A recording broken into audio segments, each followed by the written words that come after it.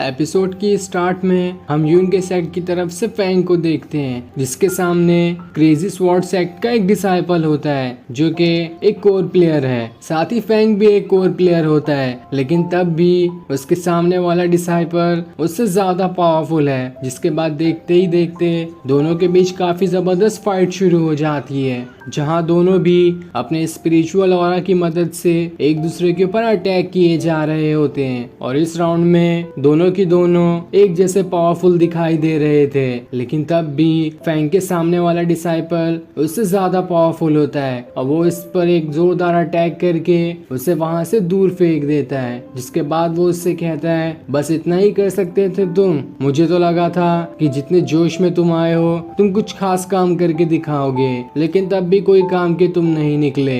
ये सुनकर फैंग को गुस्सा आ जाता है और वो दोबारा से उसके ऊपर अटैक करने चले जाता है, जहां दोनों भी इस बार वापस से बहुत बुरी फाइट कर रहे होते हैं। और इस बार पूरे गुस्से के साथ फैंग ऐसा अटैक अपने सामने वाले पे करता है कि वो अब खड़ा ही नहीं हो पाता और इस वजह से इस राउंड में फैंग की जीत हो जाती है। लेकिन इतने खतरनाक फाइट की वजह से वो खुद भी बहुत ज्यादा कमजोर हो चुका था, जिसके अंदर अब दोबारा फाइट करने की हिम्मत ही नहीं बचती। इसलिए वहां पर सेक्ट का लीडर आकर उसे संभालता है, लेकिन तभी वहां पर एक दूसरे सेक्ट का डिसाइपल आ जाता है जो फैंग को चैलेंज करते हुए कहता है, अभी तो बैटल फॉर द सिटी का राउंड बाकी ही है, तुम इससे पहले उसे छोड़कर नहीं जा सकते, क्योंकि तुम्हारे सेक्ट में कोर प्लेयर तो बहुत कम है और इसमें से अगर तुम ही इतनी जल्दी चले गए तो फिर तुम्हारे सेक्ट का क्या होगा? अल्टरनेटिव प्लेयर तुम्हारे सेक्ट को थोड़ी जीत दिला पाएंगे। इसलिए मैं यहाँ पर तुम्हें चैलेंज करने आया हूँ ताकि तुम मुझसे फाइट करो और बैटल फॉर द सिटी वाले राउंड को जीत कर दिखाओ। पर यहाँ हमें उसकी बातों से ऐसा लग रहा होता है कि वो जानबूझकर फैंग को चैलेंज करना चाहता है, क्योंकि फैंग अभी बहुत ज्यादा कमजोर है और वो अगर इतनी कमजोरी के साथ फाइट करेगा तो बहुत ही जल्द हार जाएगा।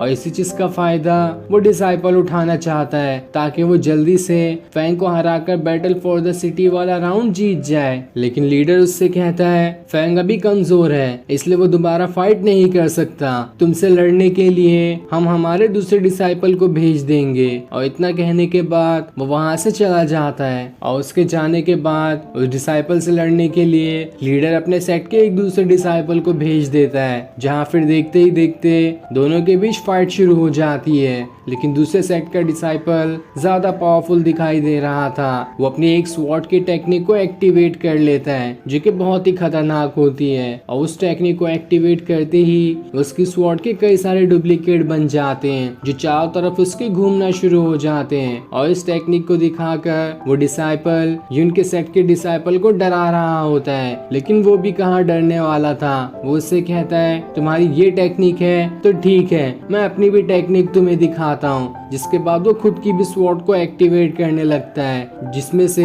थंडर पावर्स निकलना शुरू हो जाती है। और फिर ये देखकर दूसरे सेक्ट का डिसाइपल अपनी डुप्लीकेट ऑरा वाली स्वॉर्ड से लगातार उसके ऊपर अटैक करना शुरू कर देता है, जहाँ वो सारे अटैक को यून के सेक्ट का डिसाइपल अकेले अपने हाथों से ही रोके होता है। लेकिन वो कब तक उस अटैक को रोक पाता? धीरे धीरे उसका हाथ लड़खड़ाने लगता है, जिस वजह से वो अपने ओपोनेंट के ऑरा वाले स्वॉर्ड को ज्यादा देर तक नहीं रोक पाता।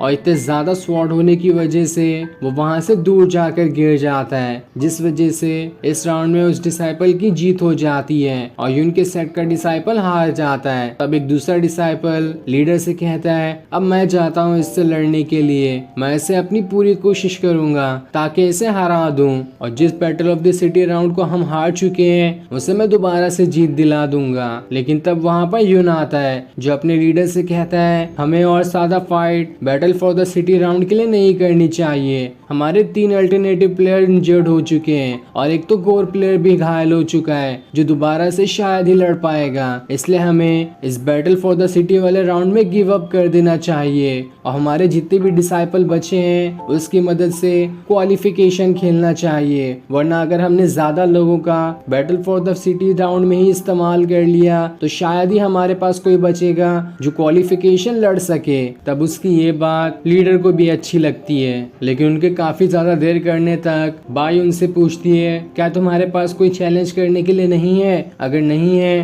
तो तुम इस राउंड को हारते हो। तब लीडर उससे कहता है ठीक है, हमने इस राउंड में गिव अप कर दिया है, हम इस राउंड को नहीं खेलना चाहते। तब ये देखकर बाई उस सेट वाले को इस राउंड का विनर करवा देती है जिसने अभी यून के सेट के डिसाइपल को हराया था। जिसके बाद वो सभी से कहती है कुछ देर बाद अगला राउंड शुरू होने वाला है, इसलिए तब तक आप लोग आराम कर सकते हैं। दूसरी तरफ हम उस डिसाइपल को देखते हैं जो हमेशा सू के साथ रहता है। तब वो अपने अंकल के साथ यून के मास्टर के घर पर आ जाता है और यहाँ पर भी वो उस रेलिक को ही ढूंढने आया था, क्योंकि उसके अंकल को ये लग रहा होता है कि वो रेलिक यहीं पर छुपा होगा, इसलिए वो यहाँ पर आया है। तब अंदर आने के बाद उस डिसाइपल का अंकल वांग के मास्टर से कहता है कि आपने मुझे पहचाना, काफी टाइम हो गया है आपसे मिले। तब यून का मास्टर उससे कहता है मैं तुम्हें क्यों नहीं पहचानूंगा, तुम्हारे दरवाजा खोलते ही मैं समझ गया था कि कोई कुत्ता घर में घुस आ चुका है, लेकिन जिस चीज के लिए तुम यहाँ पर आए हो वो मैं तुम्हें कभी लेने नहीं दूंगा। जिसके बाद वो खुद के ऊपर ही अटैक करके वहीं पर अपने आप को मार लेते हैं। ये देखकर जल्दी से वो अंकल उसके पास जाता है ताकि ये देखने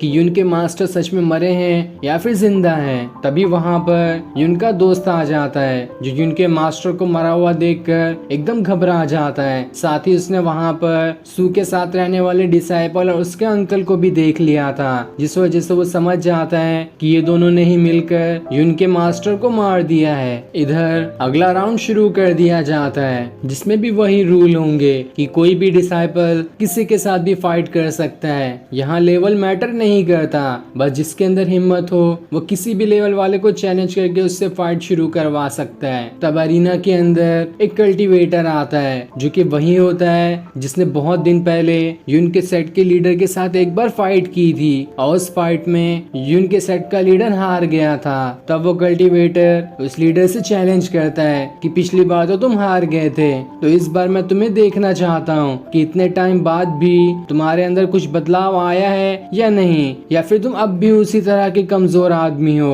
अगर हिम्मत है तो मुझसे लड़कर दिखाओ, मैं एरिना के अंदर तुम्हारा इंतजार कर रहा हूँ। लेकिन तब उससे लड़ने के लिए वो लीडर के बजाय एक दूसरा कोर प्लेयर आ जाता है और वो आते साथ ही उस कल्टीवेटर के ऊपर अटैक कर देता है। लेकिन तब ये अटैक देखकर वो कल्टीवेटर उससे कहता है तुम्हारे पास तो ताकत है, लेकिन मुझे तुम्हारी पावर्स देखकर लगता है कि तुमने अभी तक अपना 9th लेवल ब्रेक थ्रू नहीं किया है, तो इस हिसाब से तुम तो मेरे सामने अभी तक बच्चे ही हुए, तो मैं देखता हूँ कि तुम क्या करके दिखा सकते हो। जिसके बाद वो उस डिसाइपल के ऊपर अटैक करना शुरू कर देता है और फिर दोनों की देखते देखते काफी जबरदस्त फाइट शुरू हो जाती है। दोनों एक दूसरे के ऊपर अटैक किए जा रहे होते हैं, लेकिन वो कल्टीवेटर हर बार उस डिसाइपल से ज्यादा पावरफुल होता है, क्योंकि जब वो लीडर को हरा सकता है तो इस डिसाइपल को वो कैसे नहीं हरा पाएगा। और फिर वो देखते ही देखते उस डिसाइपल के ऊपर बहुत सारे अटैक करना शुरू कर देता है और एक खतरनाक अटैक उस पे करता है कि वो डिसाइपल वहां से जमीन पर गिर जाता है। और अभी उस कल्टीवेटर के अंदर लीडर से ना लड़ने का बहुत ज्यादा गुस्सा था और वो उसके इस राउंड को हार जाने के बाद भी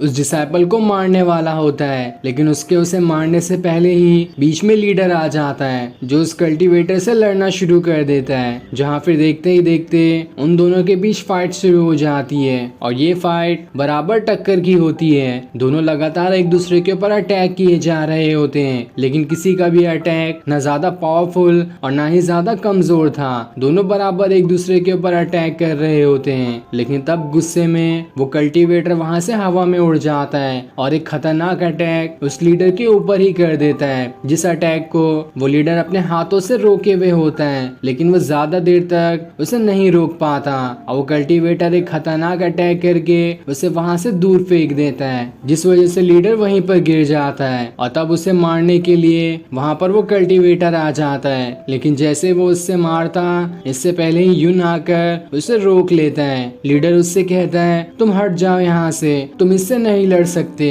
वो तुम्हें भी मार देगा। लेकिन यून तो अभी बहुत ज्यादा गुस्से में था और वो अपनी पावर्स को एक्टिवेट करते हुए सीधा उस कल्टीवेटर के ऊपर अटैक करने चले जाता है जहाँ वो अपनी टाइगर स्पिरिट का भी इस्तेमाल करता है। लेकिन तभी इस फाइट में उसके सर पे लगी पट्टी निकल जाती है। तब उसके माथे पे बने टैटू को देखकर वो कल्टीवेटर उससे कहता है, एक स्वॉर्ड स्लेव, वो भी मुझसे लड़ने आया है। काफी ज्यादा हिम्मत है तुम्हारे अंदर, लगता है तुम्हारा पूरा सेक्ट तुम्हारे जैसे स्वॉर्ड स्लेव के ऊपर ही निर्भर करता है। उनके पास तो कोई खास कल्टीवेटर है ही नहीं, इसलिए अब हट जाओ मेरे सामने से। मैं तुम्हारे जैसे स्वॉर्ड स्लेव को मार कर अपने हाथ गंदे नहीं करना चाहता।